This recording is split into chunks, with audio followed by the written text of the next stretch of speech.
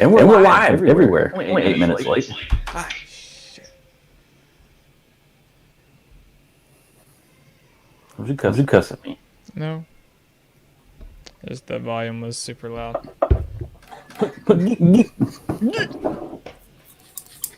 Welcome back, everybody.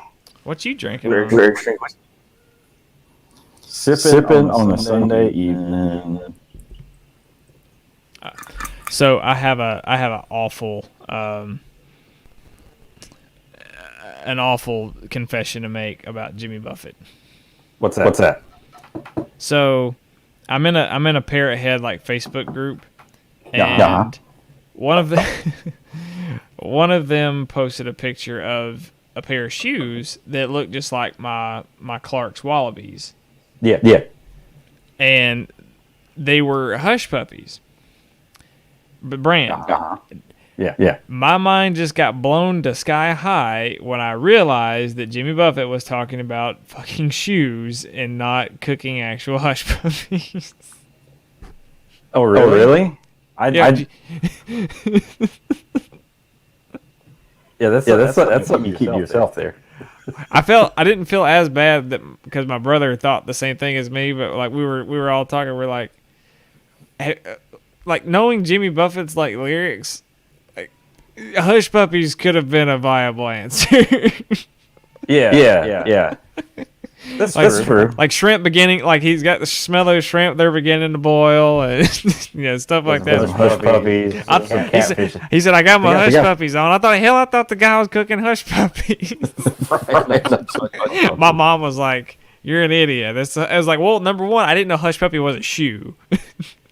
I remember hush puppies. I think they probably petered out right at like our childhood. So. Anyway, thought I'd kick things off with that little nugget there.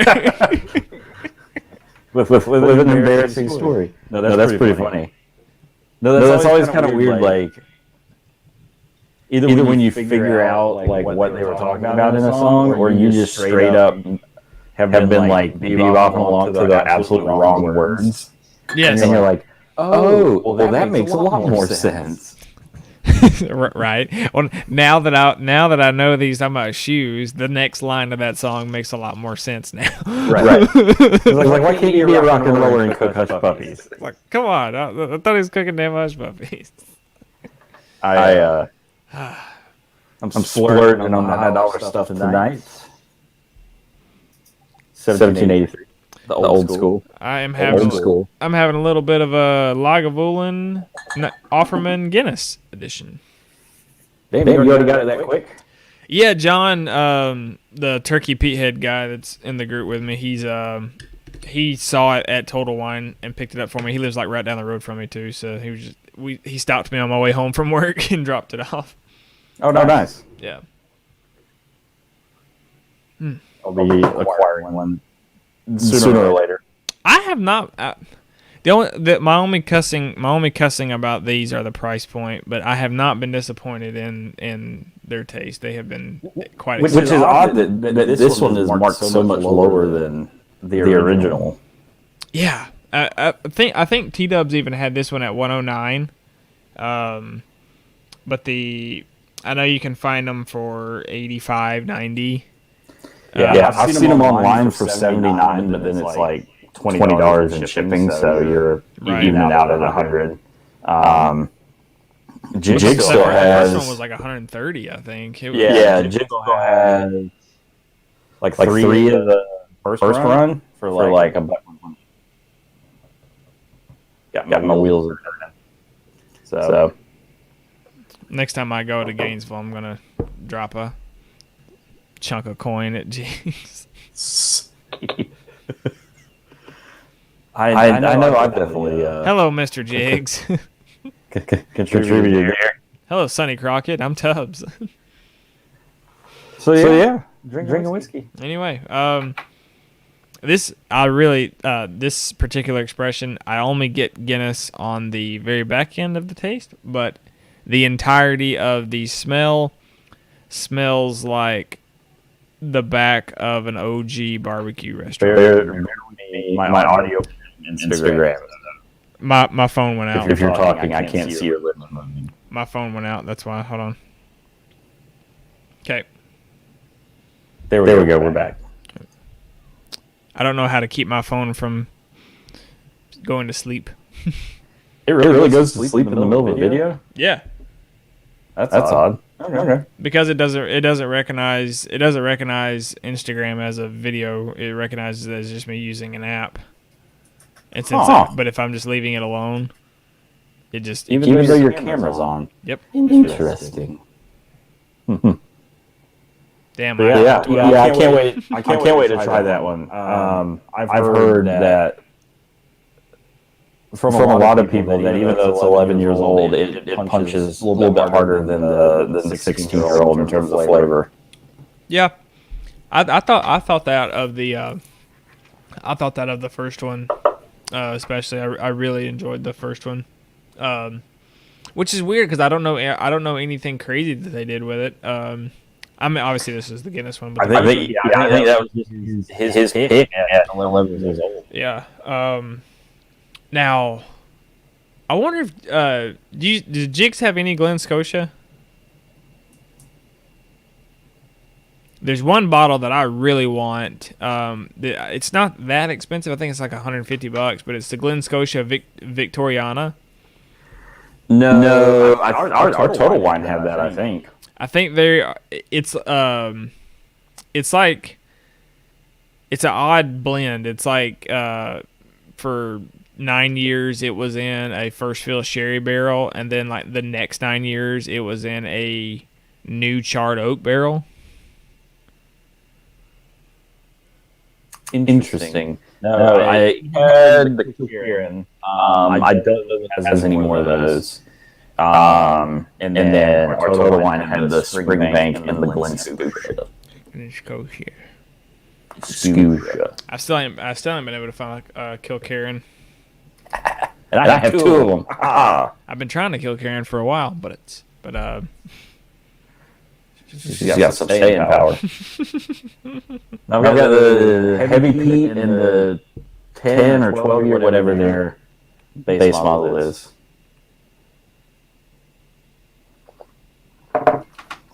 But anyway, so here we are. I have been working like a dog. I've been working like someone lesser, man, but still pretty. Still pretty busy. We are those of you watching this now, or who will be taking advantage of watching it later on down the road. Going to change up our podcast format a little bit. Previously, it's been the unedited audio from our episodes. We're still probably going to keep throwing those up there, but we're going to change it more to, I don't know, more just our yammerings on all things whiskey. Might even have a special guest every now and again. Right. The sky's the limit. Jigs, I'm talking to you. You can imagine by some of our episodes that we can have some pretty heated discussions about goings on in the whiskey world. So we're trying to figure out the best medium to capture that. We think podcasts. So. I'm the worst. I'm the worst one to have arguments with about anything because I can't pick an actual side. Yeah. I argue from every point of view, and it pisses me off.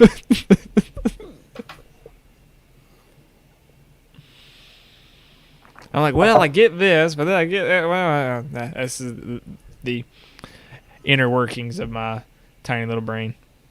Anyway, we got that coming up. This week is. I think we're taking a dip into the Glen Scotia. Yes. So we're pretty excited about that. Getting some Hamilton Scotch. Also, kind of on the horizon, with no particular release date in mind, we've got a shootout of 3 Elijah Craig single barrels. a 9, a 11, and a 12 up against the small batch. Filmed that with good buddy Ben Bennett, who's on the show before. And then we also have kind of a little series. We'll squeeze out one or two here or there. Looking at Old Forester's Whiskey Row, their 1870, 1896, 1920, and 1910. Looking at the history of whiskey and kind of each of those time points. And then we'll also have a surprise guest appearance by the Old Forester 150 just because I could. So, how was that, by the way? It was delightful. The suspense. I'm trying to think. I mean, first off, there's not very many high-proof Brown-Forman products out there besides the Jack Daniels. There's the Woodford batch proof. Okay, but that's about that. I mean, that's 100. That's 130 plus. Yeah. So how I can best describe it is obviously we're big fans of the Jack Daniels Double Barrel. There's a lot of notes in there. It's actually a very complex palate. The Old Forester 150 was like that, like all grown up. It was like a very developed. A lot of the similar notes had a similar feel, but it was just such a rich drinker. Obviously, you would expect it to be it. How old was it? Did it say? Unknown. No, it was really cool because their 150th anniversary. They took 150 barrels down out of the warehouse to come up with 3 unique blends that then got bottled at batch proof. Nathan Rita says cool. So it's what up, Nathan? No, it was really good. I'm not clamoring to try the other 2 batches. I'm not that big of a tater. I'm fine with the one that I have. But you got batch 2? Yeah, no, it was really good. You got batch 2? Batch. It's either 1 or 3. I got 2. The one I traded to Sean. Yeah, I think mine's it's either 1 or 3. I think it's 1. Old Forester's just not been my big jam. I really like the 1910 out of that whole group. I mean they've got. I think probably as a. I don't have anything regular Old Forester. I think Old Forester does a really good job of making their product like have some ass on it. Like every time I've had an Old Forester product, even early times, bought and bond, it never tasted young. Yeah. I think my first experience with it was probably the 100 proof rye that we did last fall. That's a damn steal. Even if I'm not an Old Forester fan, $20 for that 4-year-old. Yeah, that was absolutely ridiculous. And that kind of and then I think we had done the 1910 in a tasting we did last year before I started drinking whiskey. And again, I'm a whore for a story. So I grabbed the other 3 bottles out of that series too, and I got to give it for one distillery. Hats off to the blenders on that because each of those 4 is its own unique flavor profile. You don't feel like you're drinking the same thing you just did. And then I was a big fan of the movie, so I also bought the Statesman, the 95 proof, and it's actually really good. It's a solid drinker. But no, I don't have any of their just regular 86 proof stuff or anything like that, so I can't really speak too much to any of that. Now they have just a regular 100 proof and a they have a 100 proof bourbon. Yeah. Okay. So I love the 1783. It's just such a it gets you there. I really want to try that new 90. The kept up roof. Yeah, I think that'll be a game changer for that label. Sure. For sure. Oh, this is just like straight up backwoods smoker. Barbecue is just what I love about that. That's what I love about young Islay scotches. See, young non-peated scotches give you that like funky cheese note. Yeah. Young Islay scotches give you more of a barbecue note. Yeah, briny smokiness. Yeah. Good briny Islander hitting the grill. Reminds me, as fast as this year's flying by, October's rolling around again, and we are looking to kick off our Scotch. So, if you have any labels that you want that don't cost the price of a small house in a bad neighborhood, let us know or shoot us some samples, and we'll definitely feature them on the show. If we can find them or have them on our shelf. I definitely think we should do Auckhaven. Which one is that? Auckhaven is that blended Islay malt that is all of the Islay distilleries. Ooh, nice. Yeah. An Islay slurry, if you will. I think it's like $50-ish, but like I've heard good things about it. But it's all of them. Like, and we may not. This may not even be for Scotchtober, but just to do sometime. Auckhan Notion. It's actually a lowland Scotch. I don't think we've done a lowland, have we? We haven't done a lowland. I think we need to do a lowland. Honest to God, didn't even know. Like couldn't name one until the guy in a group out here. We did Campbelltown before we did a lowland Scotch. I don't know. So my eyes are cross-eyed. It's just a thing. So that kind of applies to all of y'all out there. If you have anything you want to see on the show, if it's common, we'll try to. Do you have 5 fat ass esters back there? No. I only have one fat ass ester. I have, in no particular order, box of chocolates, an ABC pick, SE4 PR5, 101 cast strength, maker's cast strength, a jig stick, and then a fat ass ester. Nice. I was about to say, I'm not a brand whore. That's a pretty pretty decent makers collection there. And then just good old maker here. That's something I think we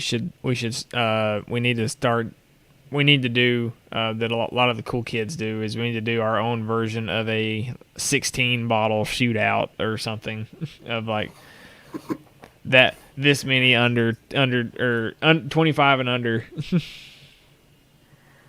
25 under 30 or some shit like that. Yeah. God, that'd be I don't have enough glasses for that. Oh my god! I'd have to get halfway down the liner and go wash some so I can do the rest.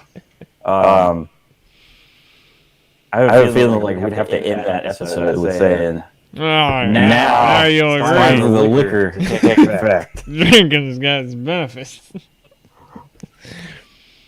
Who said 16 bottles? 15. Yeah, we'd have to temper the number a whole lot because that would just get. I think one of my favorite people acting drunk in Hollywood moments is Leslie Knope in the drinking contest against Ron's mom and Tammy won. So after she's already in, she's like, "Yeah, are you drunk? No, not even close." She goes, "No, not even close." No. Go to bed, Timmy. She's like, I can't feel my face. Everybody pants now, pants. I think the best example of like the expectation, like what you think is going on in your head versus what's actually happening when you're drunk was from It's Always Sunny when they went back to their high school reunion. Yes, yes. The like Freedom! choreographed musical number that just was not. Dirt grub.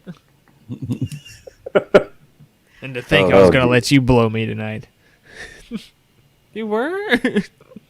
Speaking of, because I know if he's watching, he's going to call us on it. Michael Rivers, I have not gotten the other stag sample to Simpson yet.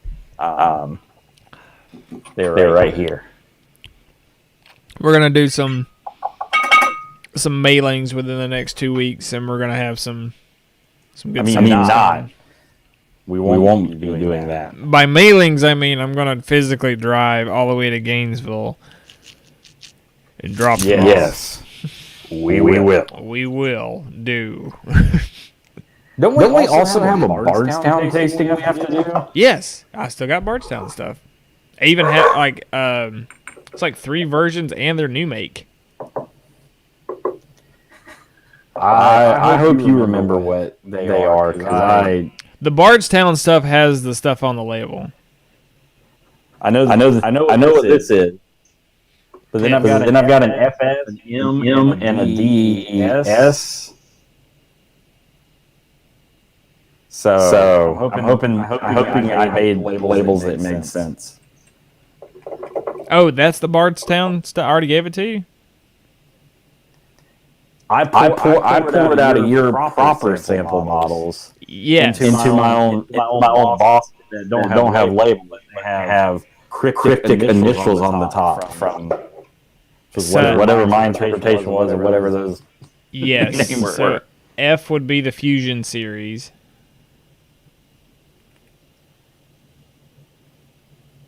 Okay, so this could also be a double.